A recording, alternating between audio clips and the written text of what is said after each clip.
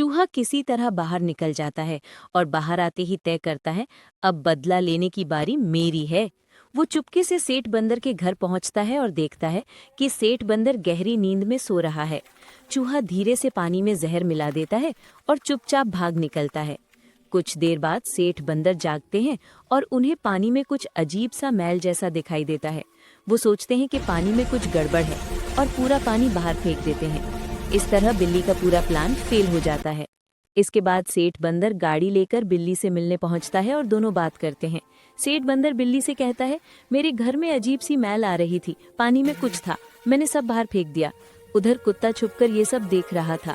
वो तुरंत आकर सेठ बंदर और बिल्ली को बता देता है कि पानी में जहर चूहे ने मिलाया था।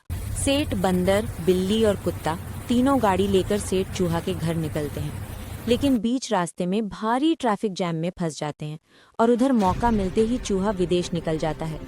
ट्रैफिक खुलते ही तीनों किसी तरह बाहर आते हैं और सीधा सेठ चूहा के घर पहुंचते हैं, लेकिन वहां चूहा मौजूद नहीं होता।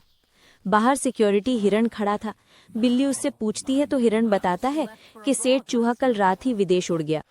ये सुनकर सेठ बंदर, बिल्ली और कुत्ता समझ जाते हैं कि चूहे को सब पता चल गया और इसलिए वो भाग निकला। बिल्ली पूछती है अब क्या करें, तो सेठ बंदर कहता है कि चलो अपने अपने घर चलते हैं, फिर कुछ सोचेंगे। तीनों वापस सेठ बंदर के घर आते हैं और फिर सब अपने अपने घर निकल जाते हैं।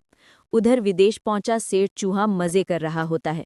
महंगी होटलों में खाना खाता है, लड़कियों के साथ क्लब में पार्टी करता है, नाचता है, फिर विदेश में करोड़ों का एक मस्त घर खरीदता है और साथ ही एक बहुत महंगी नई कार भी खरीद लेता है और अपनी नई लाइफ का मजा लेता रहता है।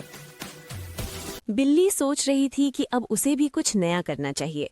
उसने एक खिलौनों की दुकान खोली। एक दिन एक बड़ा हाथी वहां आया और बोला, मुझे खिलौने लेने हैं।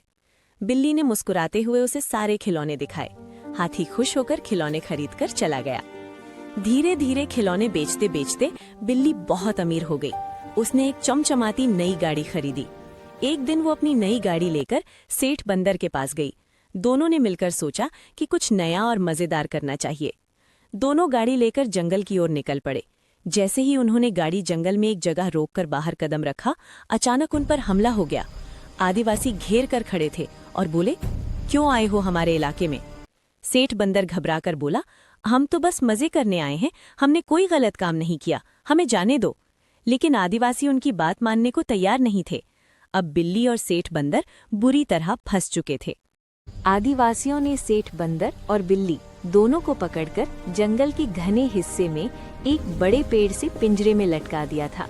कई दिन बाद विदेश से इंडिया लौटे सेठ चूहा अपनी महंगी गाड़ी लेकर सेठ बंदर के घर पहुंचे, तो उन्हें पता चला कि सेठ बंदर और बिल्ली को आदिवासियों ने कैद कर लिया है। ये सुनते ही सेठ चूहा बिना एक पल गवाए पुलिस स्टेशन पहुंचे और पुलिस वालों को पूरी बात बताई। तो पुलिस तुरंत दर्जनों गाड़ियों के साथ सायरन बजाते हुए जंगल की तरफ निकली। पर जैसे ही पुलिस जंगल में घुसी, आदिवासियों ने अचानक पेड़ों के पीछे से छलांग लगाकर हमला कर दिया।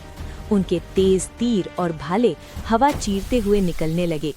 कई तीर पुलिस की जीपों में धंस गए और जवाब में पुलिस वाले भी कवर लेकर फायरिंग करने लगे। जंगल का सन्नाटा, गोलियों की आवाज और आदिवासियों की युद्ध घोष से कांप उठा।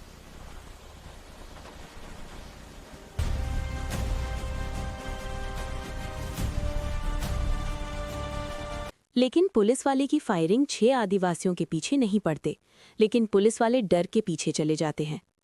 अगले दिन आर्मी वाले जंगल की तरफ जाते हैं हेलीकॉप्टर लेके। सेठ बंदर और बिल्ली दोनों को जंगल के बीच पिंजरे में कैद किया है। उस पिंजरे को आर्मी वाले हेलीकॉप्टर से पूरा पिंजरा उठा लेते हैं। आदिवासियों सब कुछ देख लेता है और हेलीकॉप्टर के ऊपर हमला करते हैं, लेकिन आर्मी वाले सेठ बंदर और बिल्ली दोनों को बचा लेते हैं।